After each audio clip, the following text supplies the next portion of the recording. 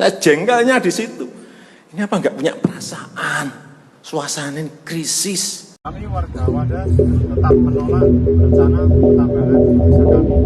Dan kami meminta Pasal 33 ayat 3 Undang-Undang Dasar 1945 menyatakan bahwa bumi, air, dan kekayaan alam yang terkandung di dalamnya dikuasai oleh negara dan dipergunakan sebesar-besarnya untuk kemakmuran rakyat. Pasal tersebut merupakan produk kecerdasan pemikiran para pendiri bangsa yang memahami adanya sifat serakah dalam diri manusia yang berpotensi menyebabkan pertikaian dan penumpukan aset serta pemusatan kekuatan ekonomi pada seorang, sekelompok orang, atau perusahaan yang tidak sesuai dengan prinsip keadilan dan pemerataan. Penyerahan pengelolaan bumi, air, dan kekayaan alam yang terkandung di dalamnya kepada negara tersebut adalah upaya pembatasan sifat serakah dan usaha untuk mewujudkan pemerataan kemakmuran. 15 tahun kemudian setelah disahkan Undang-Undang Dasar 1945, pemerintah menerbitkan Undang-Undang Nomor 5 Tahun 1960 tentang Peraturan Dasar Pokok-Pokok Agraria (UUPA) sebagai pedoman rinci pelaksanaan amanah mulia itu. Pertanyaannya adalah, bagaimana bila ternyata negara lebih serakah dari individu atau rakyat, dan apa yang harus dilakukan untuk mengembalikan jiwa pasal 33 ayat 3 Undang-Undang Dasar 1945 itu?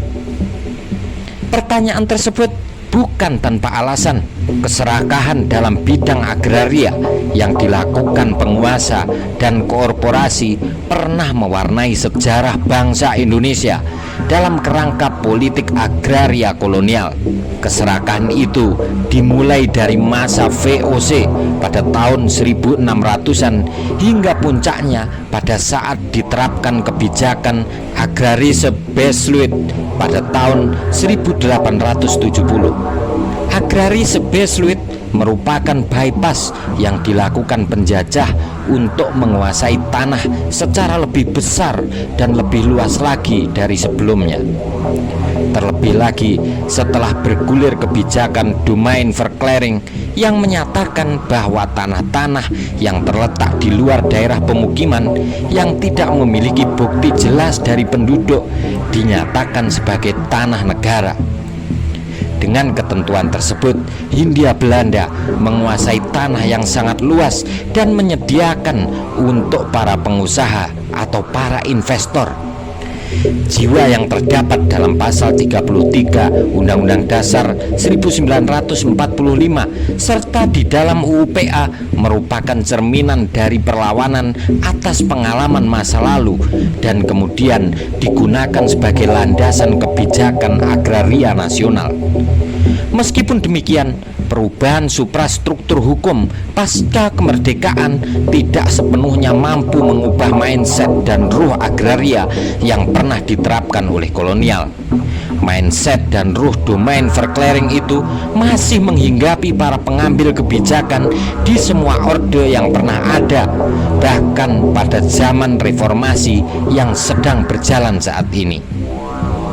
Sebagaimana kita ketahui, pemerintah Indonesia telah menerbitkan Undang-Undang Nomor 11 Tahun 2020 tentang Cipta Kerja yang di dalamnya memuat klaster pertanahan. Pengaturan itu kemudian akan menjadi dasar bagi terbentuknya bank tanah dengan segala kewenangannya. Meskipun undang-undang tersebut masih dalam proses penyempurnaan pasca terbitnya putusan MK, tetapi persoalan klaster tanah tidak menjadi materi putusan. Undang-Undang Cipta Kerja bahkan telah menjadi dasar bagi terbitnya Permen ATR /BPN nomor 16/2021 tentang sertifikat elektronik.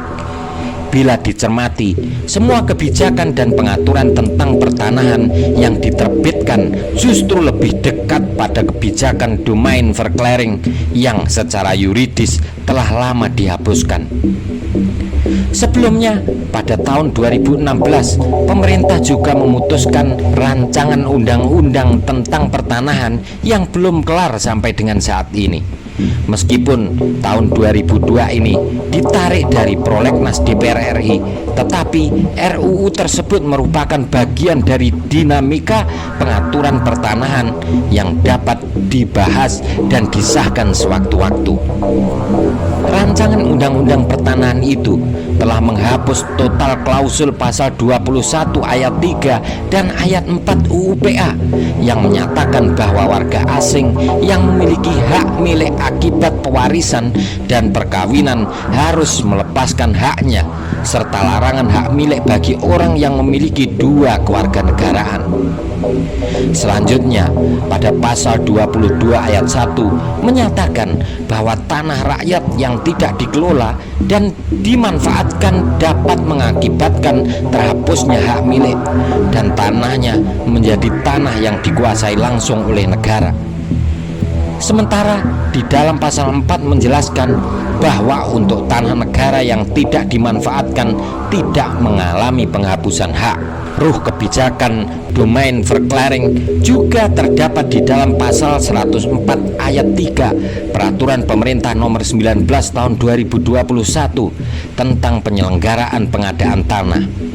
Pasal tersebut secara tegas menyatakan bahwa tanah yang belum terdaftar akan menjadi milik negara melalui proses yang cukup sederhana, yaitu hanya dengan lewat pemberitahuan kepada camat, lurah, atau kepala desa atau pejabat yang berwenang. Untuk mengembalikan jiwa dari pasal 33 ayat 3 Undang-Undang Dasar 1945, pemerintah perlu melakukan revolusi agraria, kembali kepada tatanan semula dan menjalankan secara konsekuen. Mengawali agenda tersebut, pemerintah harus membentuk tim profesional yang bertugas melakukan penelitian guna membuktikan keberadaan tanah ulayat dengan pendekatan partisipatif dan dengan kriteria objektif. Hal tersebut menjadi bagian dari tugas negara, bukan malah membebani ulayat dengan segudang kelengkapan syarat administratif. Pemerintah juga harus memangkas atau menghapuskan kebijakan-kebijakan agraria yang tidak sejalan dengan Undang-Undang Dasar 1945 serta UU PA sebagai pondasi awal dari sistem agraria nasional secara bertahap, bukan malah menambah peraturan-peraturan baru yang semakin mengarahkan pada kesesatan dan menjauhkan bangsa Indonesia dari tujuannya. Selamat berjuang Indonesia.